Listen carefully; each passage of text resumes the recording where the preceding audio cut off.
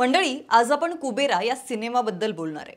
हा सिनेमा म्हणजे दोन वेगवेगळी टोकं।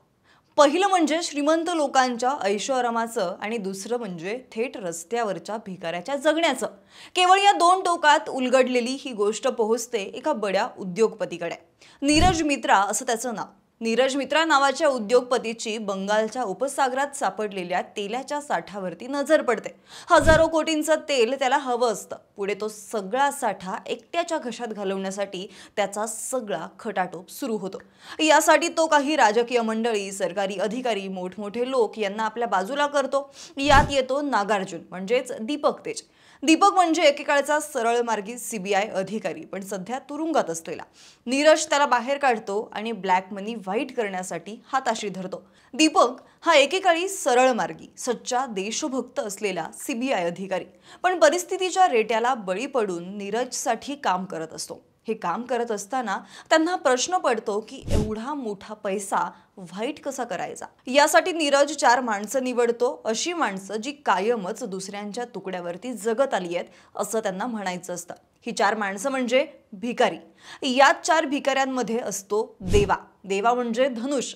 आता हा नीरज या 4 भिकाऱ्यांना वापरून काय षडयंत्र रचतो आणि सिनेमात पुढे काय होतं, सिनेमाची संपूर्ण स्टोरी काय, त्याला प्रेक्षकांचा कसा प्रतिसाद आहे, रेटिंग्स किती आहेत, हा सिनेमा बघणं वर्थ इट आहे का नाही, सगळं जरा इसकटून सांगणार आहे। त्यासाठी व्हिडिओ शेवटपर्यंत नक्की पहा। नमस्कार, मी मयुरी कराडे आणि तुम्ही पाहताय विषयच भारी। आता हा जो कुबेरा सिनेमा आहे त्यात आहेत धनुष, नागार्जुन, रश्मिका मंदाना आणि जिम सर्फ। आता कास्टिंग तर तगडी आहे, पण फिल्म कशी आहे सांगते। आता जेव्हा याचा ट्रेलर आलेला होता तेव्हा तर सगळेच इंटरेस्टेड होते, पण हिंदीमध्येही येईल याची गॅरंटी नव्हती, कारण ट्रेलर हिंदीमध्ये डब नव्हता। त्यानंतर जेव्हा हा सिनेमा थिएटरमध्ये आला तेव्हा कमी स्लॉट मिळाले, जे मिळाले त्याचे टायमिंग सुद्धा ऑड होते। त्यानंतर कामाच्या राड्यातून काल हा सिनेमा पाहिला आणि ठरवलं की तुमच्यासाठी याचा मराठी रिव्ह्यू करायचा। तर हा कुबेरा 2 भाषांमध्ये एक साथ शूट केलाय, तमिळ आणि तेलुगूमध्ये। त्यानंतर हिंदीमध्ये डब केलाय, ज्यात त्याला कुबेर असं म्हटलंय। सिनेमाची सुरुवात तर एकदम कडक, no nonsense, to the point अशी ही फिल्म आहे। सुरुवातीच्या टप्प्यात फटाफट तुमच्या समोर हा सिनेमा येतो। आता बंगालच्या उपसागरात तेलाचा साठा सापडतो, जो हडपण्यासाठी बड्या उद्योगपतीची हालचाल सुरू होते।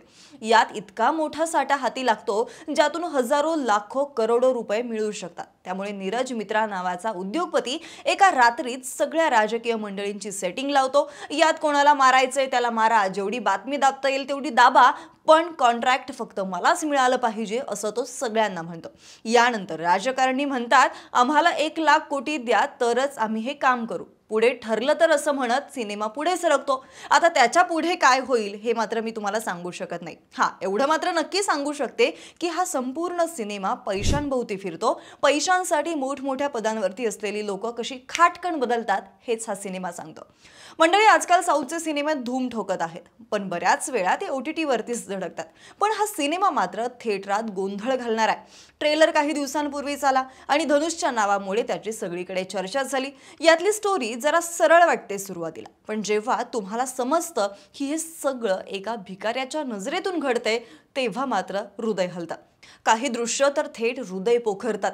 एक भिकारी रस्त्यावरती अपघातात मरतो, त्याला झाकण्यासाठी घाणेरडं वर्तमानपत्र वापरलं जातं आणि लाकडांची उरलेली शिळी चोळी टोकं टाकून त्याचे अंत्यसंस्कार केले जातात, जे बघून थरकाप होतो। अशा अनेक गोष्टी या सिनेमात आहेत ज्या तुम्हाला अंतर्मुख करतात। त्यातली एक गोष्ट म्हणजे यातला जो देवा आहे तो भिकारी असल्यानं रस्त्यावरच हात पसरून पोट भरणं इतकंच काय ते त्याचं विश्व। एक दिवस याच देवाचा एक भिकारी मित्र मरतो। लोक त्याला कुत्र्याच्या गाडीत टाकतात। कुणाला काहीही पडलेलं नसतं। लोक हसतात, टाळतात, काहींच्या चेहऱ्यावरती तरी चीड येते, जे या देवाला पाहवत नाही। मग तो असं काय करतो ज्यानंतर थेट त्या भिकारी मित्राची मरणानंतर मिरवणूकच निघते। अगदी सन्मानानं त्याचं अंत्यसंस्कार केले जातात। आता ते कसं हे बघण्यासाठी तुम्हाला मूवी बघावी लागेल। कलाकारांच्या अभिनयाबद्दल बोलायचं झालं तर धनुषने पुन्हा एकदा सिद्ध केलंय की तो राष्ट्रीय पुरस्कार विजेता अभिनेता आहे। त्यानं प्रत्येक फ्रेममध्ये देवा या त्याच्या कॅरेक्टरचा साधेपणा आणि निरागसता जपलेली आहे। कथा पुढे सरकत असताना त्याने प्रत्येक फ्रेममध्ये पात्रातील बदल देखील जोडलेले आहेत. त्यामुळे या चित्रपटासाठी त्याला थिएटरमधल्या शिट्ट्या आणि टाळ्यांसोबतच पुरस्कार मिळाला तर आश्चर्य वाटायला नको. नागार्जुन त्याच्या भूमिकेला न्याय देतो आणि जिम सर्भने देखील कमालीचा विलन साकारलाय. रश्मिका थोडी उशिरा येते, पण तिच्या आणि देवाच्या नात्याला एक अलग गोडी आहे, जसं मऊ भाकरीवर तुपाचा थेंब. असो, दिलीप ताहील, सयाजी शिंदे यांचंही काम चांगलं आहे. बाकीचे कलाकार सुद्धा त्यांनी त्यांच्या भूमिका चोख वठवलेल्या आहेत. शेखर कम्मुला आणि चैतन्य पिंगलीचं लेखन म्हणजे टोकाची कल्पनाशक्ती. एका भिकाऱ्याला पूर्ण सिनेमाचा हिरो दाखवणं आणि तरी सुद्धा त्याला पुष्पासारखा राडा न बनवता त्याचं भिकारी पण जपणं ही मोठी गोष्ट आहे. सिनेमात हा माणूस कायम भिकारी राहतो, कधीही बदलत नाही, पण त्याची दृष्टी बदलते आणि हे दाखवण्यात दिग्दर्शक यशस्वी झालेत असं वाटतं. पण हे दाखवत असताना सिनेमा थोडा लांबट झालाय, जवळपास 3 तासांचा. थोडा कट केला असता तर अजून घट्ट झाला असता असं वाटतं. त्यामुळे आम्ही या सिनेमाला 5 पैकी 3.5 रेटिंग्स देत आहोत. एकंदरीतच कुबेरा हा फक्त सिनेमा नाहीये, तर तो आरसा आहे जो दाखवतो की खरा भिकारी नेमकं कोण.